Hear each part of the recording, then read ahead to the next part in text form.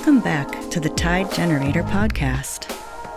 Now that we've reached new levels of video chat fatigue, how can we rethink the ways we connect? As work and education continue their remote trajectories for the unforeseeable future, it's time to look at how to engage and create empathetic interactions. Creating empathy isn't just about asking people how they feel. It's about a thoughtful contemplation of how we can make video connections more comfortable and less exhausting. What are the ways that we can design AV systems that allow people to relax and forget the camera and screen are even there? And how can we ensure that remote participants have equity of experience?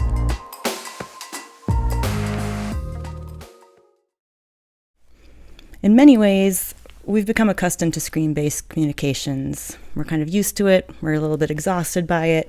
But now that we're moving beyond these short-term fixes and solutions that'll get us through, and we're looking at a lot longer time talking remotely, it's time to take a step back and think about how we can really connect over these mediums, both in terms of technology and in terms of the conversational prompts we can use to make conversations more personal over the video connections that we'll be relying on for quite a long time.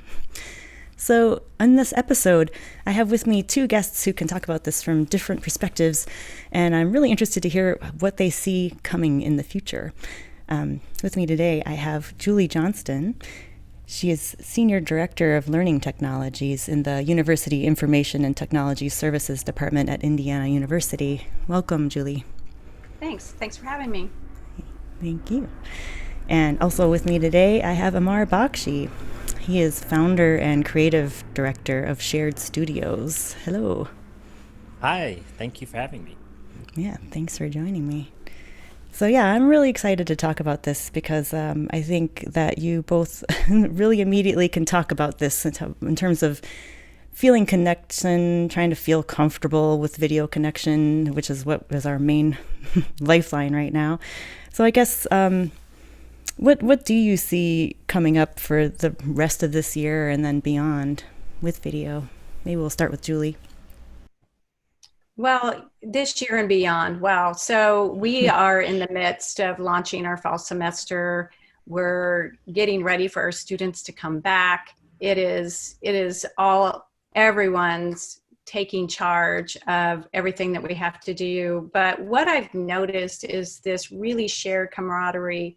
There's more communication than ever before, which it's just really transformational. Across departments, across units, across the entire Indiana University system, we're all in it together. We have a shared mission. So it's been really great. I just saw a quote yesterday that I really love that I posted to our Microsoft Teams network this morning. It's a company's ability to survive any situation depends on its ability to innovate. And our teams have always been great innovators. We have lots of great examples of innovation. And so being able to overcome this obstacle has been something that we've proven we can do, and we can do well because of all the other innovations that we've had a chance to participate in and be successful in. All right. Yeah, it's nice to hear that. I think that is something that we're seeing. Sometimes teams really do feel like they can be closer in this time. They're communicating. Everyone's in each other's personal lives now. We're seeing into their homes in new ways. And there's a sense of calmness that you wouldn't think is happening. Of course, everybody's aware of the situation and of what we need to do to make sure and ensure our faculty and students are supported. But it's all very calm. There hasn't been that sense of, we know it's urgent, but we're all in it and we're getting ready. Yeah, it's about endurance now. Yeah. So can't be too hysterical. All right, cool. And Amar, you've always facilitated conversations remotely in a really empathic way. You want to tell us a little bit about what you're seeing right now? Yeah, this is obviously a historic moment, and in one way it is in particular is all of us around the world are experiencing a similar moment and a similar reality that is stretching for quite a long time. And everybody is implicated in it. And I can't think of another time in my lifetime where that's been true. And so at once we are all connected in this experience, and yet so deeply isolated from one another. I think it's absolutely true that we are connected to folks we know, in very intimate and unexpected ways, those we work with, those we learn with.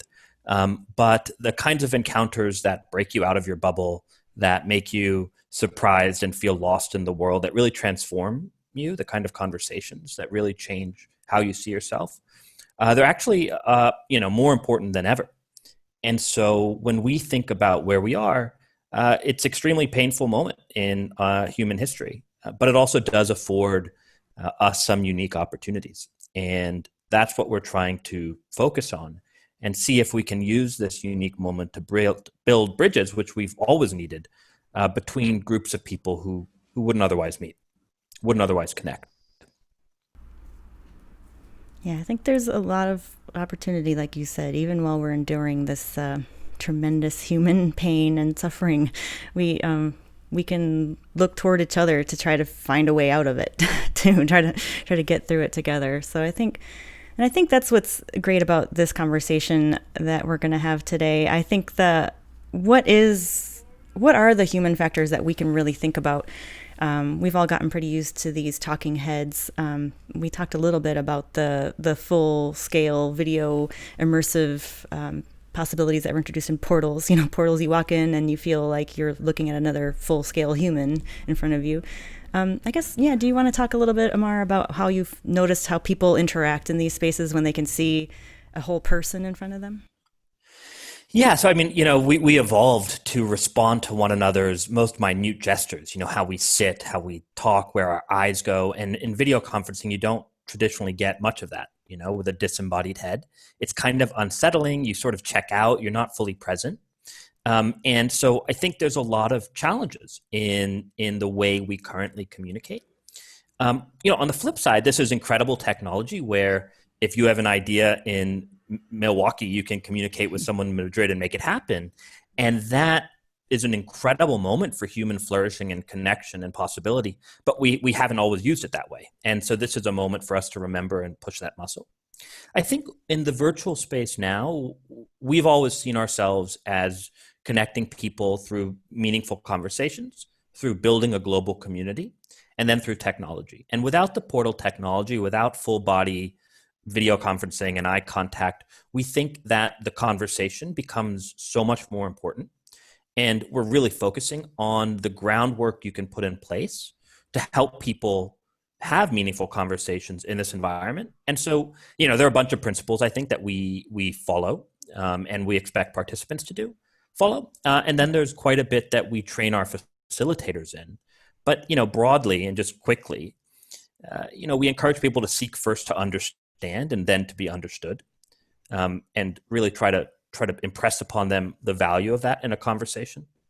Impress the value of withholding judgment and refraining from speaking for others. Seeking genuine clarification, seeking understanding, sharing time, being respectful of others. Listening actively, speaking from personal experience, using I statements as opposed to speaking generally, and then maintaining an open mind about process and content. And these are just fundamental things we've always known about how to create good conversations and meaningful conversations. But when you're in a virtual space, sometimes laying these ground rules, we found, can really help focus people. And like one simple thing is being present.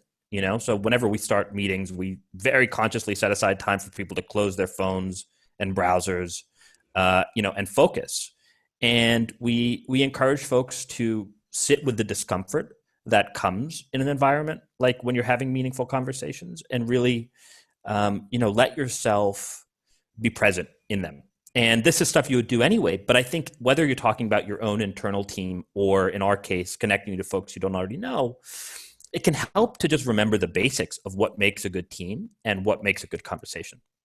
Yeah, that's great. Yeah, and I know that makes me think of a lot of things that, Julie, you've been working on in your department. You've done a lot of looking at how people gather and how they want to collaborate in different types of spaces.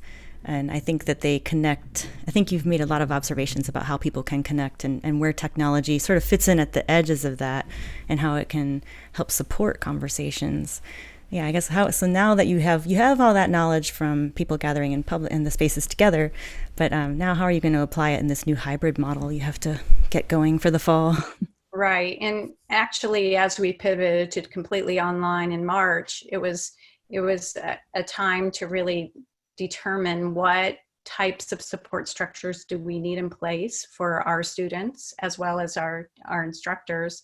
And from the student perspective, when we spun up Keep Learning, which is Keep Learning at IU for the listeners if they want to check it out, we really focused on the empathy part. We talked about three key elements: prioritizing your health and caring for your mental well-being, and then staying engaged with your courses with your instructor. And then we talked about the tools. So already you can, when you go to the site, you can tell that we're not just a technology department, but we're a department that it really is encouraging the full educational experience. And so, prioritizing your health is the most part, because you can't learn if you're not. And then how can you communicate with your instructors regularly? You need to be staying connected. If you disengage, then you won't care and you won't participate in class. And like we mentioned, it's really easy to get lost in the talking heads. And if you don't make an intentional effort to be involved in your online courses, then how can you learn and grow? So that was one component. And then at the faculty level, we launched a Keep Teaching site, and that site has evolved. So it started with how can we help faculty go online, because there is a lot more to it than launching a Zoom camera, a webcam for Zoom. It's so much more about strategy. Most people can learn how to launch a camera, but how can you continuously engage your students? Because it can get rather mundane if you don't. And so we tried to spin it with a really positive flair and talk about and acknowledge that we're here to support them and that this is a change, but it's also a really great opportunity. And so how can we take this new lens and maybe grow from it and add new digital tools that could actually enhance the learning experience?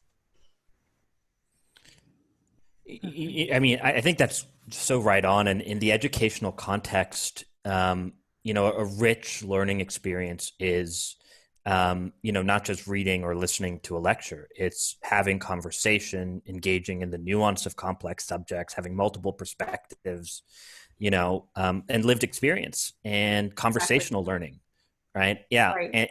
And I think one interesting challenge that we're thinking a lot about is how to support schools when when you're not doing travel abroad or study abroad because there aren't flights, and some of the challenges of being at home.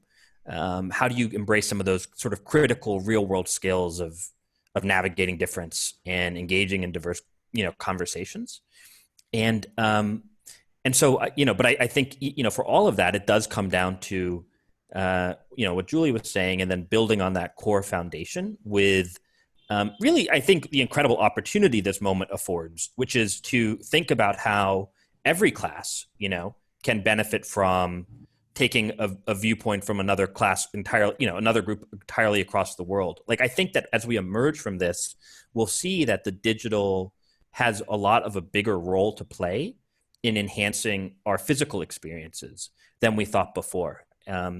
And I think that's going to be an interesting consequence of this for when we do eventually go back into spaces.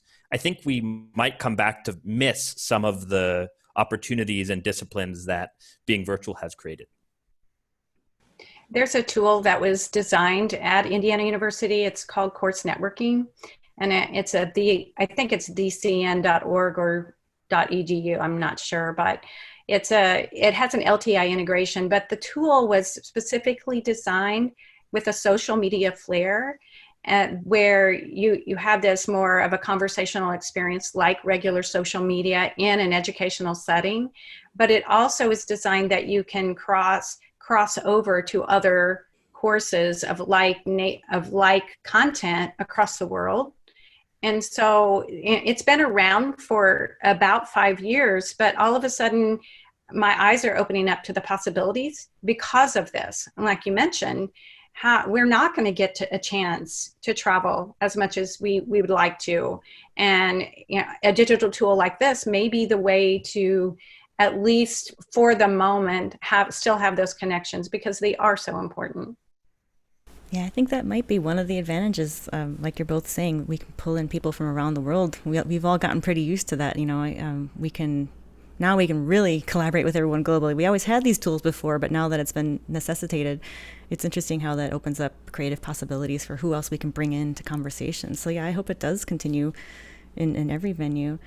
I guess thinking about that makes me think of how both of you are very intentional about creating conversation prompts and ways to once again get the technology is there to support you, but then how do you foster conversations that sort of break down, that they get into the human side of a conversation right away, and almost so that the technology can just like fall away. How do you create those kind of prompts? Well, I think Amar has the best one. Yeah. Well, I mean, talked about that. Yeah, it's been a core of our. Thinking about this is sort of what we've been doing over the past 5 years, and I'll tell you about our first prompt, but also just say that now we have about 50 or 60 curators around the world, we call them, and they're basically like community conversation facilitators, and they're on our team from Gaza to Yangon to Kigali, and they all know each other, so it makes this really cool creative network. And we train them all in a similar sort of methodology with 7 core principles, which I can tell you. But in the interest of time, I'll just tell you our first prompt, which was back when we launched Portals in 2014. We connected strangers in Tehran and New York through these physical environments to talk about a prompt. And the prompt we gave them was, what would make today a good day for you? And we didn't realize it at the time, like why it worked, but now I think we do. It worked really well because it was specific to the individual, highly specific. It was, so people wouldn't say today would be a good day for me if, there was world peace. I mean, maybe that's true, but that doesn't tell you much about the person. They would say it would be a good day for me if my dog healed and my daughter got into graduate school or whatever it is. And then it's aspirational and it's positive, but specific. And, as we sort of build out our prompts over time, there's a lot of things that we urge our curators to push for. And, some of them really are about asking, open-ended questions, acknowledging other points of view, and really focusing on, interests rather than positions, like focusing on, reasons, values, motivations, as opposed to like the final point of view. So if you think about like how polarized America is and everyone's debating final points of view, we say no, like let's talk about why, what are the underlying values? We ask open-ended questions, and then we really try to urge people to stick around, talking about them and what brings them to where they are. And that, you don't hear that with pundits. Pundits kind of give you like bromides and we're just awash in it. And so I think this kind of facilitation, people really respond well to it in our experience. I love that. And, for me, I have a different little slant to it just because my experiences are different. But as I try to lead the teams, I try to pull them into the conversation with some kind of engaging interactive poll to set the mood. I ask a question and people either respond with the multiple choice or add their own ideas on the chat. But it's usually just a really lighthearted question. We don't get into the actual business of the meeting at first. So it's just a way to kind of lightly say hello to everyone. And then at the end, we may in the middle talk about all of our challenges and what we're going to do and all of that. But then at the end, I always end with some kind of, okay, we're going to stop and we're just going to talk about positives. And so we end up with the more personal again. So tell me something great that happened to you this week, or what have you been doing, or just who's got something positive that we can all celebrate together. And then everybody leaves happy. And I've learned that over the years. I've many times I would launch a meeting and we would get to all the tough discussions and then, okay, well, we've run out of time. We'll talk next time. And I feel the dynamic just completely shift if we end on a good note. So that's just a little perspective. And I would just add to that, our team is really distributed. Like I said, it's all over the world. And one of the most important policies we have as a company is, to begin every meeting with a, hey, how are you doing? And never to launch in. And a colleague of mine was describing how in her prior job, she would go into the office and everyone would be looking at their computers and no one would look up, they would just be working away.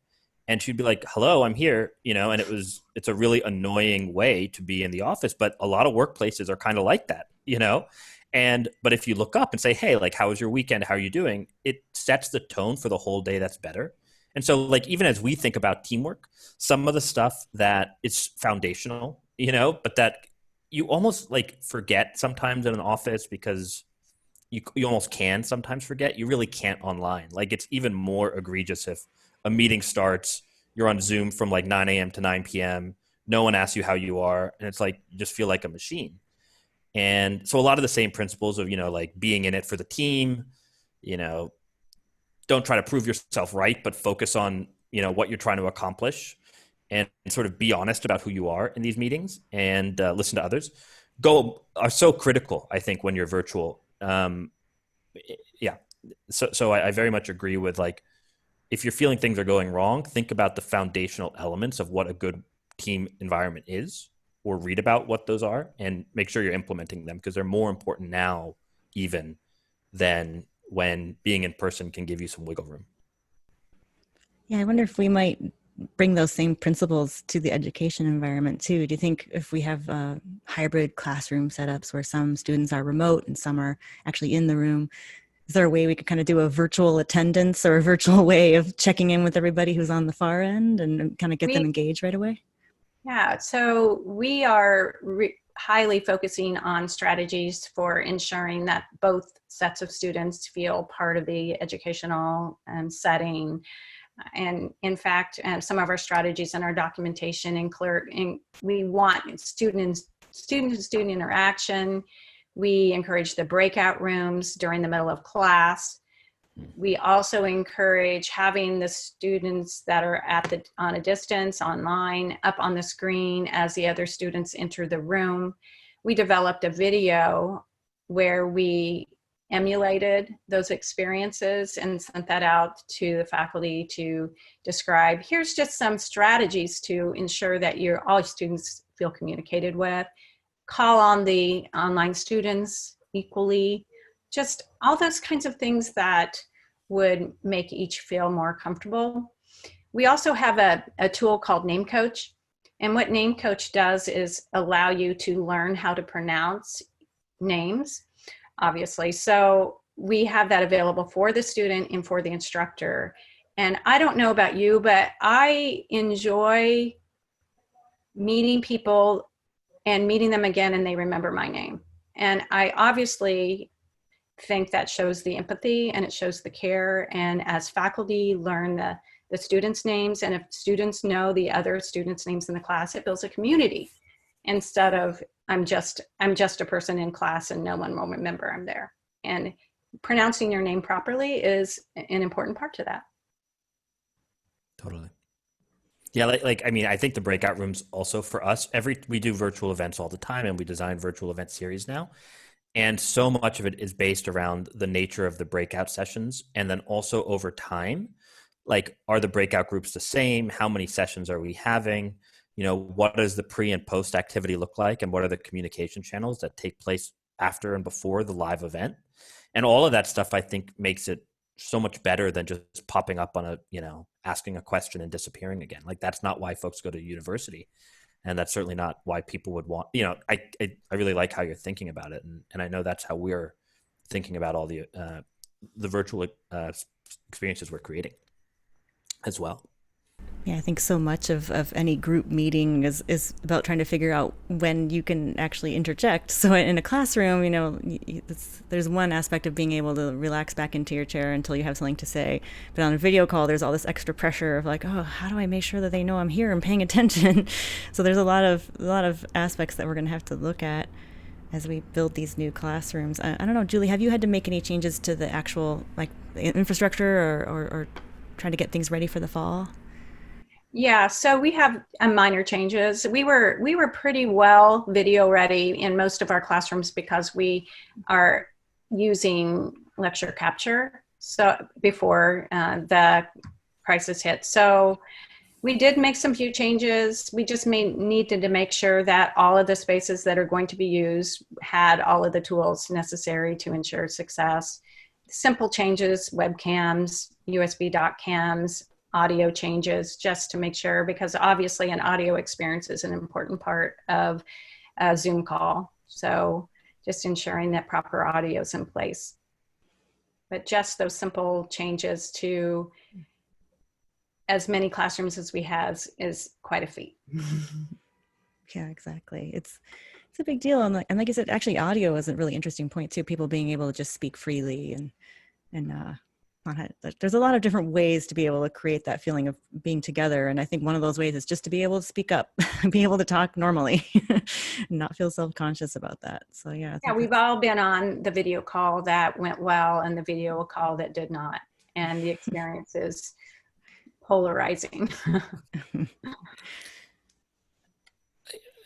And I would just add that, one of the things about video conferencing in particular is when they're quiet people in a group, you can often, again, you're the moderator, so you can see the fidgeting or the like slight gesture that signals a desire to speak. And online, you often can't see that. And so you end up having the loudest people even louder than they would normally be, which can really be an unpleasant sort of, and so it puts more of an onus on both the moderator to really pay attention. And also, I think, in the long run, does suggest that we need some other mechanisms to virtually connect to one another in order to capture, I think, more of what, how we communicate, which is with our whole being, our whole body. Yeah, I think accommodating for different. Oh, go ahead, Julie. Sorry. I'm sorry. The other mechanisms is intriguing because just the Zoom call for an educational experience obviously is just one dimension of all of the digital tools we could provide. We have a variety of tools that could allow for more collaboration, communication.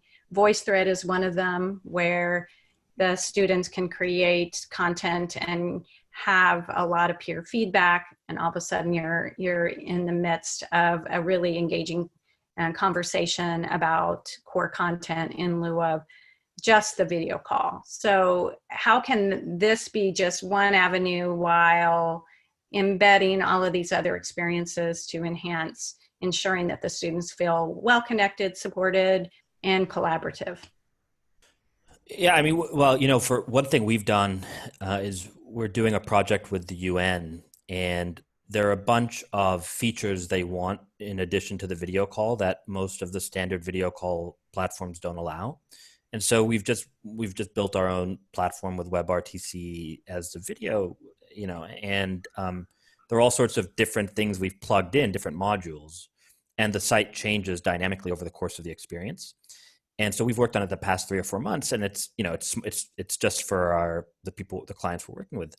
But I think it suggests that there's a lot of room for thinking about what parallel content looks like in a video call and how to, Zoom does a lot of great things. Obviously, we're using it now. But maybe there are other solutions for different specific cases, like an arts class on Zoom. Maybe they want a canvas and a paint bucket. I don't know, but different things for different ones. And I think there's a lot of room there, and it's something we're actively building for different partners, museums, the UN, and if you think that way, there's an awful lot of possibility.